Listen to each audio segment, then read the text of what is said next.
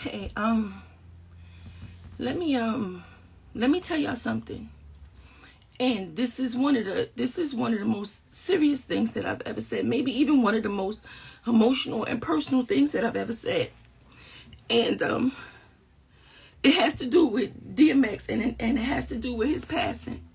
But not only his passing, but his childhood and what he has went through.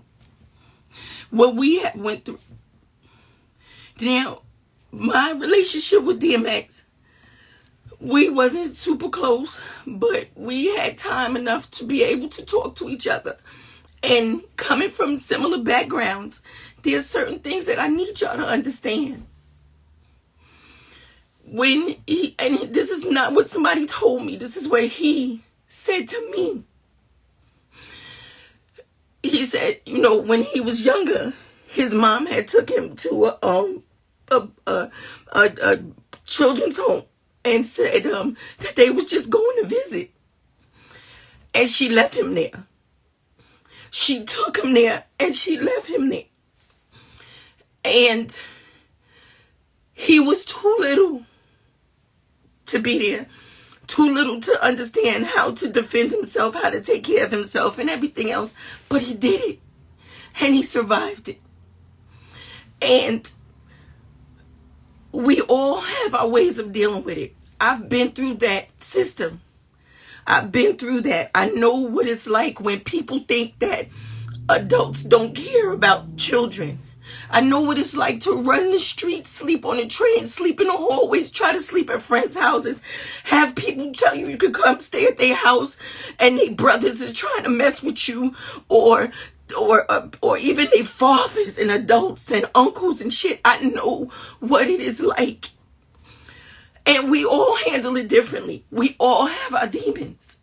When people would see me and say how angry I was, they didn't understand what I had endured and what I went through. And as soon as me and DMX came in contact with each other, as soon as me and Earl came in contact with each other, we already knew what was done to that spirit. And it makes you overly aggressive. It makes you seem angry to people. It makes you seem mad to people. So people try to find whatever they can in order to overcome that. Some people turn to drugs, some people turn to drinking, some people turn to other things. People wonder why we give so much, the money that I make now, right? I give most of my money away to children who are in foster care and going through situations. You know why? Because there was nobody to do that for me.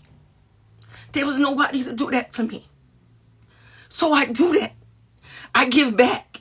I try to make everybody happy. I try to keep everybody good because of what I may be dealing with on the inside. Everybody is fighting their own fucking demons. So when I think about it right now, I think about the fact that when that certain amount of peace comes along, why do you think, let me tell you why Roxanne Shante don't drink or don't use drugs. You know why? Because I'm so afraid to find some fucking peace in it that I would never stop. I'm so afraid to find some fucking peace in it. I still now fight with going to sleep.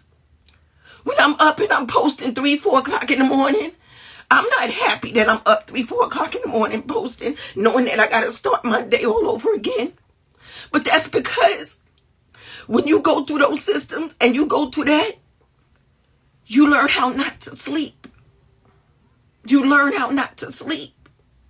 So you up, and every time somebody shows you the least little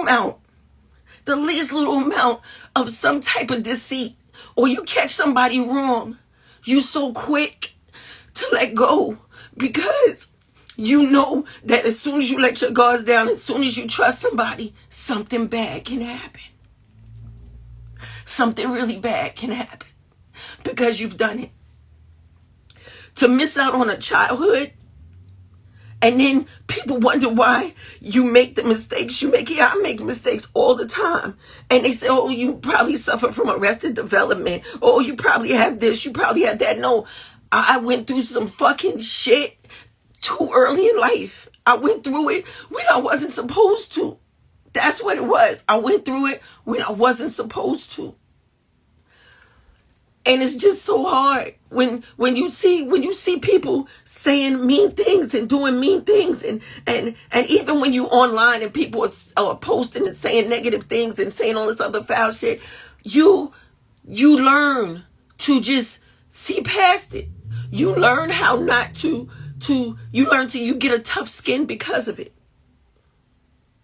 So my heart is hurting right now. But in a way, I know that he has found some fucking peace. I do. And I'm saying this right now because for all of us who have experienced it, for everybody that's been out there that has went through the foster care system and had a bad experience, because I'm not going to say all foster parents is bad, because I have a sister who's a foster care parent because she wanted to be one of the good ones. When you have been a check child, that means they take them and they take you in their house because they only want a fucking check. And then you go into this fucking hip hop field and they only fucking nice to you because you're a commodity and you making them some fucking money. It's like this cycle never fucking stops. It just never stops. Oh my God. So just know that there were people that were out here that were trying to help him. People that he could talk to. But nobody can fix what is unreachable inside of you. And it's just rough. And I just need to say that. So if you know a child and you see a child in foster care, or you see a child that's going through something, man, help them. Say something. Say something to their parents. Do something. Because you never know who that child is going to grow up to be. You never know who that child is going to grow up to touch. You never, ever know. You just don't know. And you just don't know. So I'm just saying, anybody that has been through it, I know it's hard, and I know that you're dealing with it, and I know you done seen enough social workers to save you a lifetime, but maybe there is some type of therapy you get. Sometimes it's not even about wanting to grow up and be rich and have money. That's not it.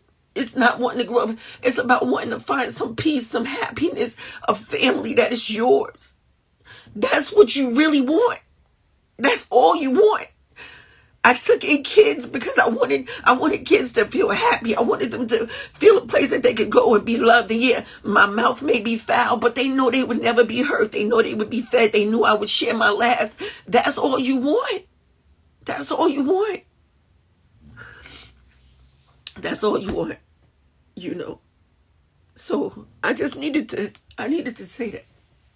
I just needed to say that.